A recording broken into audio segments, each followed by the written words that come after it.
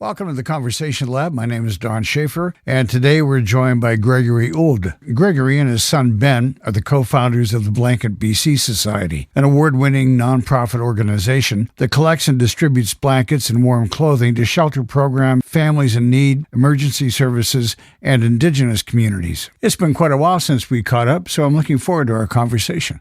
Mr. Schaefer, how's Bowen Island treating you? It's windy, but it's good. How are you doing? It's been a while.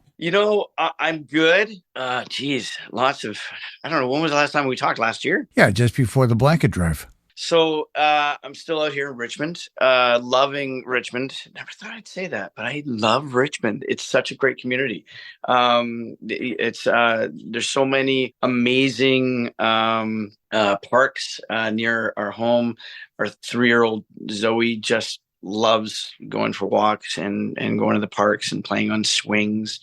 That's her big thing. It's a great community. When I was looking for volunteers for this year's Driving the Line, Richmond came out in full. Like we've already, like within 2 weeks, we filled all of the Richmond stations. And I was like, what's going on? So usually those are the hardest stations to get. And now it's just been, it's wonderful. We're ramping up to our Driving the Line in a couple of weeks, and I'm excited. I'm excited because I love getting the community together. I love getting people together. Somebody asked me the other day, "Hey, what's this blanket thing you're doing?" I'm like, "Well, it's a blanket drive that takes place on the Canada line, so we call it Blanket BC's Driving the Line." And they're like, "So what do I have to do?" I'm like, "Bring your enthusiasm, bring your kindness and your warmth, and we will collect as such all the warmth from the community, and then we will hand it to people in need." And it is an awesome thing to do. And how long have you been doing this? Blanket BC, we just celebrated 18 years, Don. Wow. 18. I know. My son is turning 20, and I can't believe, like, we started this journey together when he was 22 months old. I was on your website and I was watching his video, and I remember when he was just a little kid. Yeah, it happens. He's so grown up, and now he's actually my boss. He's actually on the board of directors. I don't know if you've gone to the team page, but you'll see that he has graduated high school. He's taken some time off from school just to figure things out. I believe he's decided to go to BCIT for electronic engineering, which I think is awesome. And now he's technically my boss. That's fun. That's really fun. Let's go back to the beginning. Talk about how Blanket BC came about, because I don't know that everybody's aware of this story. Mm-hmm. I'm happy to share.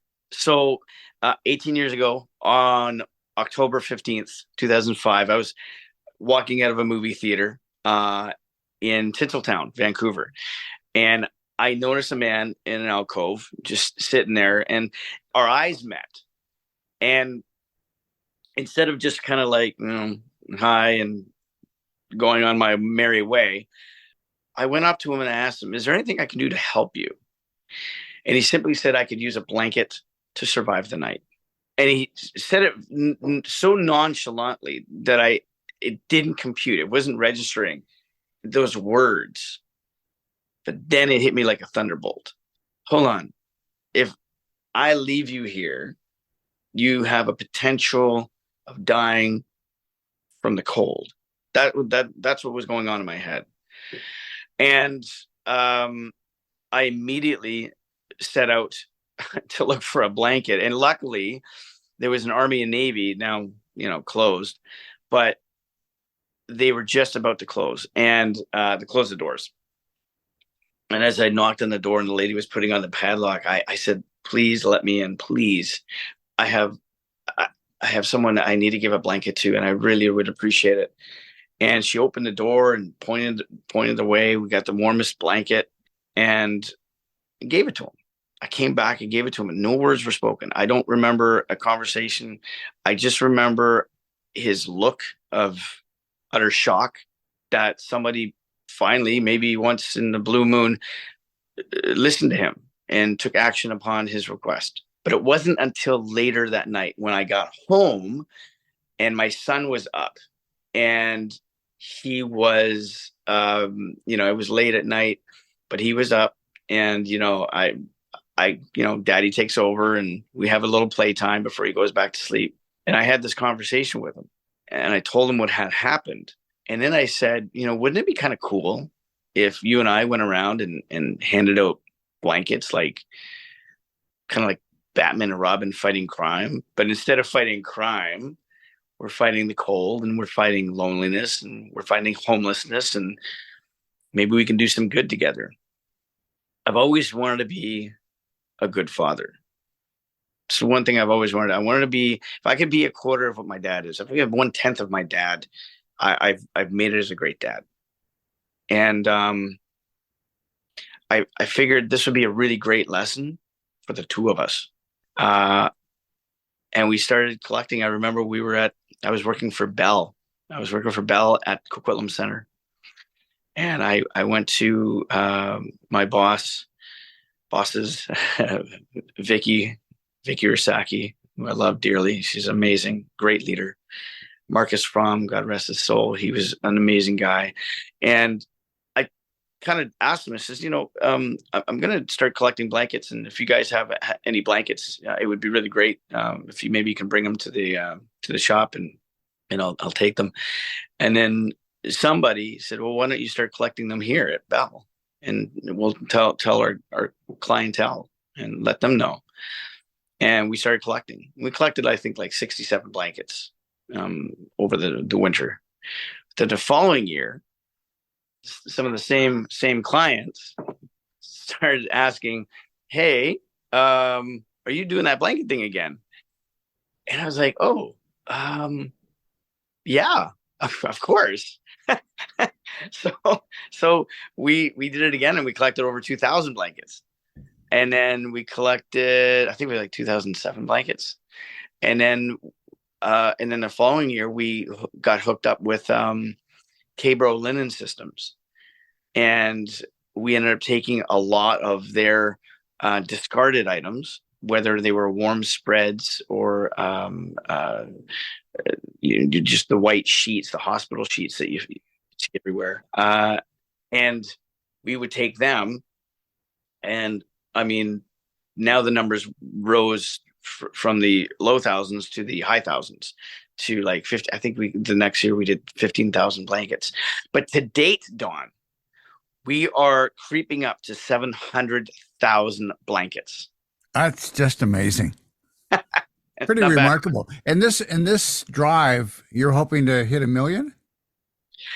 No, I think what we want to do is for our 20th year, we want to be able to hit 1 million blankets. I think for the drive itself, if we can collect 5,000 to, the goal is always 10 and 10, 10,000 blankets and $10,000.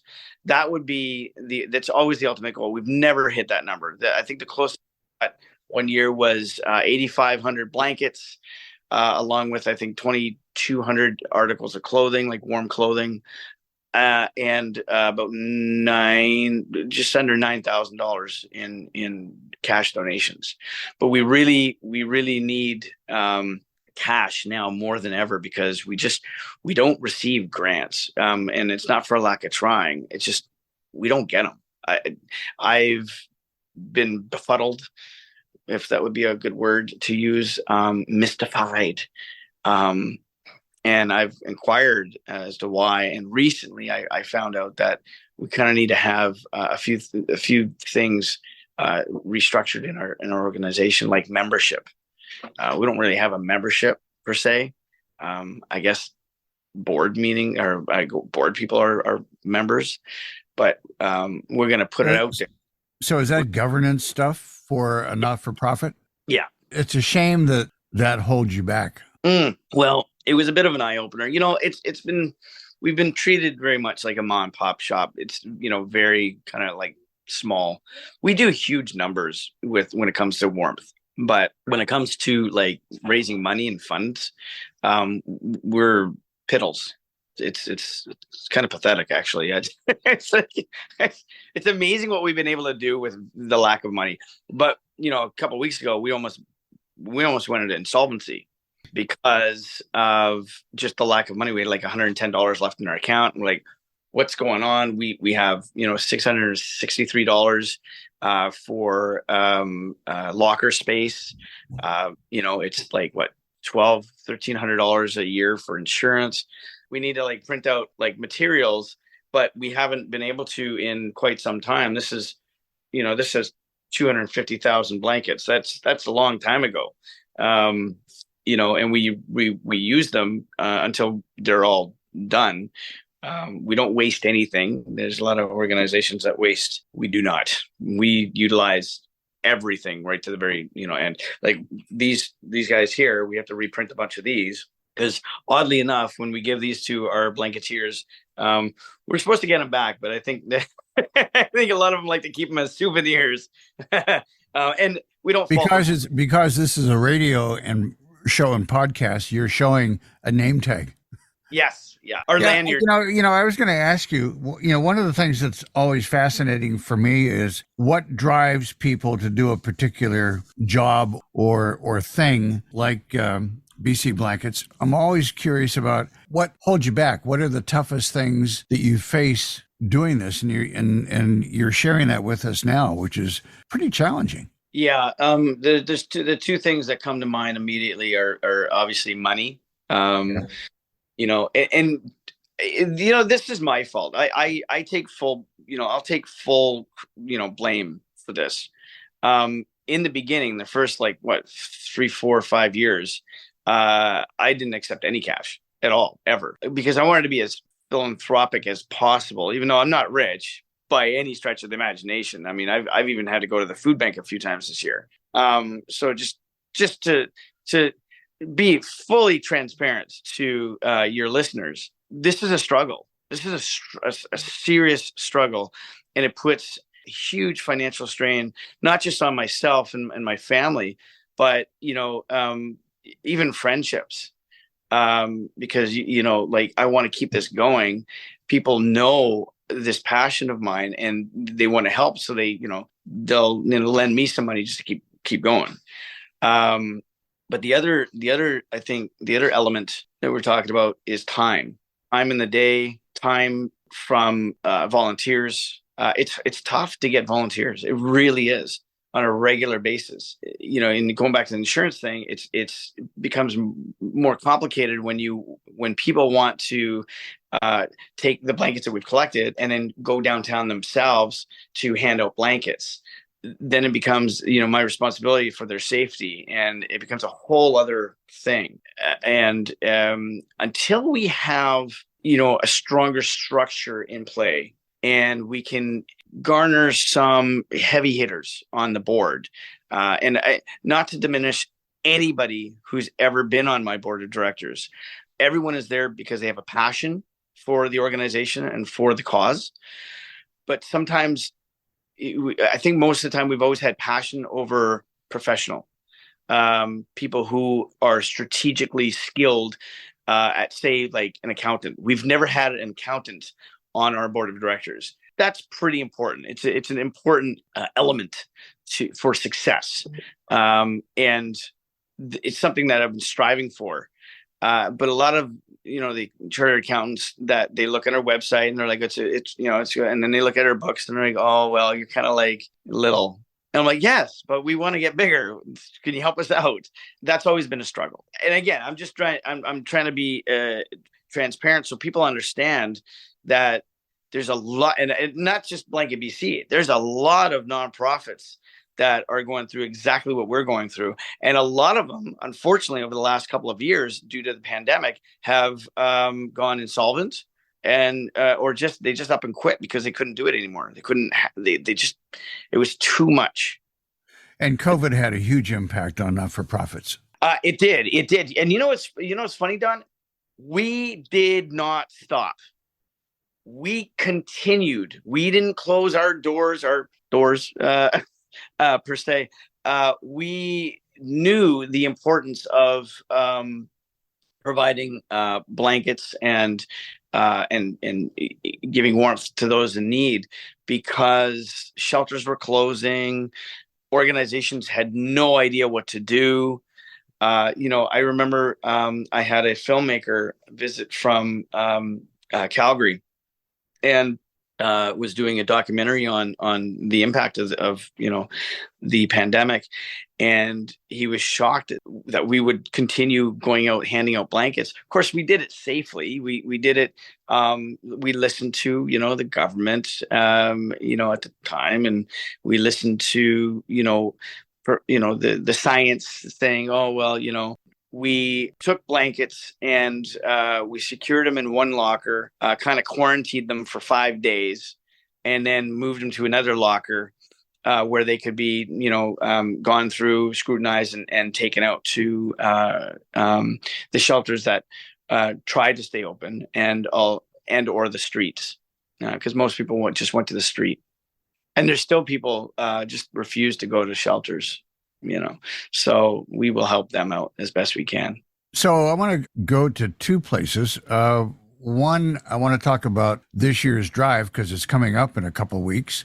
And I also want to talk about how can we help you? Right now, we really need to concentrate on fundraising, monetary fundraising. We would love for people to go to our website, check it out. Check out our sponsors page, our strategic sponsors page. That's really, that will show you the strength of community. When you have, amazing organizations like River Rock Casino backing us, Gandhi Installations, Cabral Linen Systems, who I talked about earlier, Coquitlam Express, Key Self Storage, places like Tap and Barrel, Monkey Nine, and Rogue, and Simply Done Cleaning. All these amazing organizations, Sinorama and Great Little Box Company, they are just so giving. A lot of the times they give us in-kind stuff, so we don't have to pay for stuff. So that's why we don't have to ask for money as much. But their costs are going through the roof as well, and we understand that. So that's why we need to start, that monetary fundraising, and we're going to concentrate on that in the next couple of years. That's what we're going to solely do. We'll always be able to collect blankets, and people can always pick up the phone, give us a call, and we will gladly find a way to get those blankets, whether it's strategically meeting them at a time and place, wherever they are, or have them drop them off directly here. We used to have a partner where people could just drop them off there. So we're actually looking for a partner where people can drop off blankets at their location. So if there's an organization out there listening, there's somebody that wants to help us out, being that strategic partner, being that warmth warrior, or blanketeer, but that ambassador for warmth is super important to keep our community warm and keep the hope alive, more than anything else. And I just realized my cat just escaped. Do you want to go get it? My cat. Do you want to go get it? No, that's all right. I'm not going to go chase after this cat. So the best place to find you is blanketbc.org. That's correct. Yeah, blanketbc.org. And, you mentioned the Drive in the Line, which will be our 13th out of 15 years because of the pandemic. We had to shut that one down. But the Drive in the Line is unique. Nobody in the world, as far as I know, does it like this. Because people will hold a blanket drive and there's one location people would drop off blankets. We have 9 locations in 2 major cities, Richmond, BC, and Vancouver, BC. 3 stations in Richmond and 6 locations in, so you have to do math, 6 stations along the Canada line in Vancouver. And we have tons of people that hang out by this big massive tote or box, and we hand out flyers, and we have these little cans, and the kids will come out and they'll shake the cans, and people can put their coins and their cash in there. As my brother Andrew used to say on the line, 50 cents or $50, whichever you got, and it was awesome. It was awesome. I love that. 50 cents or $50. And I think that was Grey Cup weekend, Don, that he was there doing that at Waterfront. And he told me It was Saskatchewan fans gave more than BC fans. So there's a challenge to BC Lion fans out there. If you happen to be on the Canada line and you see our Blanketeers with the cans, put in $50. If you can go to a game, you could put in $50. Yeah, yeah. Good for you. I saw that, Charity Village, you were a finalist, and they're a pretty big organization. I think what that speaks to is being recognized for the good work, important work you're doing. Yeah, and I appreciate that, Don. It's something that we don't go, searching for, but it's always nice to be recognized. I recently spoke to MP Wilson Meow here in Richmond, and he was actually asking me about what kind of recognition we've received, and I'm like, over the years, a few things here and there. We got Humanitarian of the Year award through the British Columbia Country Music Association, which I think was pretty cool. I think our biggest recognition that we've ever received, and I think the most impactful, would be when the Kwantlen First Nation did a blanket ceremony for us. In fact, I was actually rewatching it the other day because I'm trying to figure out how to upload it onto our website. It's such a huge file. The importance of that can't be, it just really can't be interpreted with words. It was so emotional to all of us. My daughter, Emma, my son, Ben, even my dad, who was actually sick at the time from having a bunch of strokes. And he's much better now, by the way. He's doing great. But they actually gave him, he wasn't there, but they passed this blanket around to everybody in the room. And it's a huge gymnasium full of kids and adults, and everybody blessed it. And when I wrapped that blanket around my dad, I'm telling you, there was something powerful about it. And I gave him the biggest hug, and I says, "Dad, you're gonna be healed." And he really was, and it was amazing. So, yeah, that particular day was awesome. My buddy Sean Williams came all the way up from Ewing, Virginia. I mean, who does that? It's awesome. My future wife Famika was there, so to be able to share it with her, it was very special. So, and I love doing this with my kids. Ben, Emma, and Zoe are just they're my heart and soul. And that little one, Zoe, is wrapped around my finger like you wouldn't believe. I can't go anywhere without her, and vice versa. But the best part of doing anything in the community will always be when you do it with your kids. And that's, I think, the legacy I want to leave is get out there and do stuff with your kids. Right? Do things that are positive to the community, teach them respect, teach them empathy, and make them understand not everybody has it good. And be friends with everyone. Be friendly with everyone. Treat everyone the exact same. I treat CEOs just like I treat anyone who's been looking for work for years. I think it's really important, and says a lot about my parents' character. My parents who raised me, Brian and Martha, phenomenal human beings. Always hardworking. And I think my brothers and I definitely get work ethic from my mom and dad, for sure, especially dad. He was always working, always putting food on the table, giving us the vacations that we didn't deserve. But we got anyway. And I love doing that with my kids.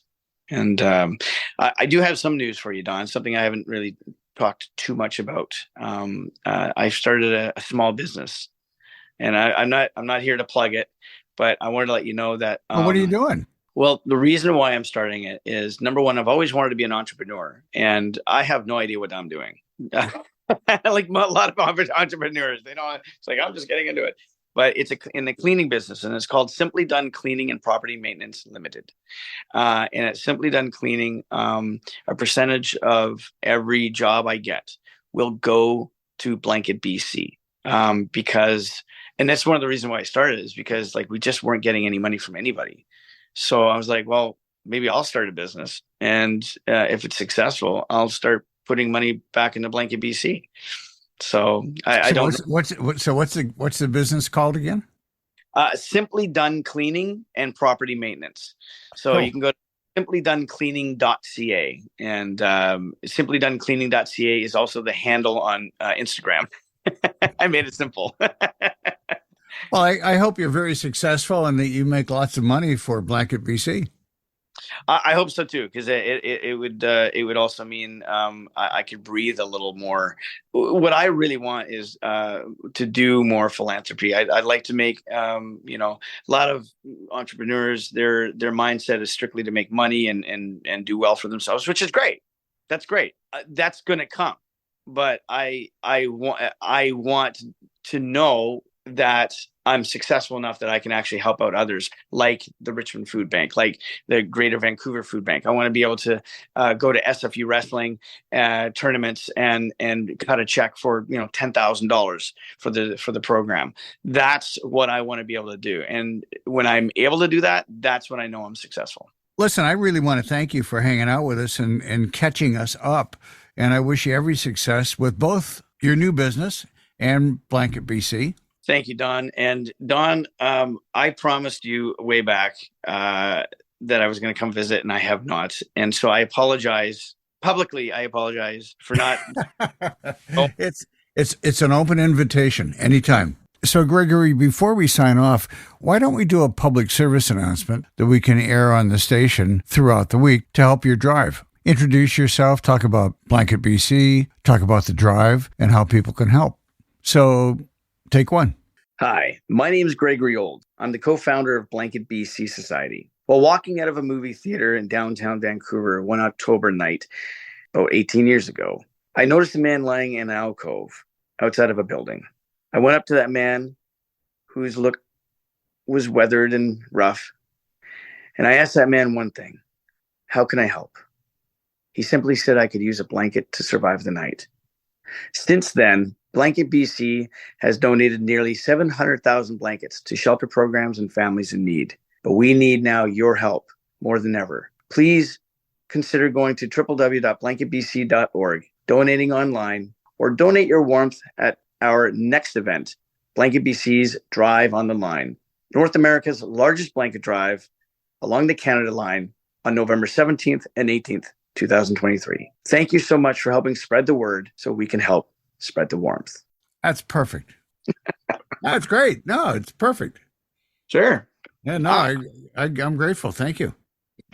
No, I'm grateful. I will get that on the air today. Oh, that's fantastic. I always like catching up with Gregory. He's a good guy and doing good work. Gregory and his son Ben are the co-founders of the Blanket BC Society, an award-winning nonprofit organization that collects and distributes blankets and warm clothing to shelter programs, families in need, emergency services, and indigenous communities. Blanket BC and their team help raise awareness on homelessness, poverty, and social economic issues while promoting volunteerism. And don't forget, you can help them on the Drive, their annual fundraiser, with cash or with blankets. You can find out more about Blanket BC at blanketbc.org. That's another episode of The Conversation Lab. This radio program and podcast is produced by CFRO-FM in Vancouver's downtown east side, on the territories of the Squamish, Musqueam, and Tsleil-Waututh nations. Our gratitude and thanks to them, as well as the many nonprofit organizations, community groups, and changemakers around the world that support this program. If you enjoyed learning about Blanket BC, please consider becoming a member of Co-op Radio to support this program and the many others produced by hundreds of volunteers. If you can help us with a little cash or pocket change, please go to coopradio.org. This is a do-it-yourself passion project, and music's by Jason Shaw. Thanks, Jason, and thank you for listening. I'm Don Schaefer.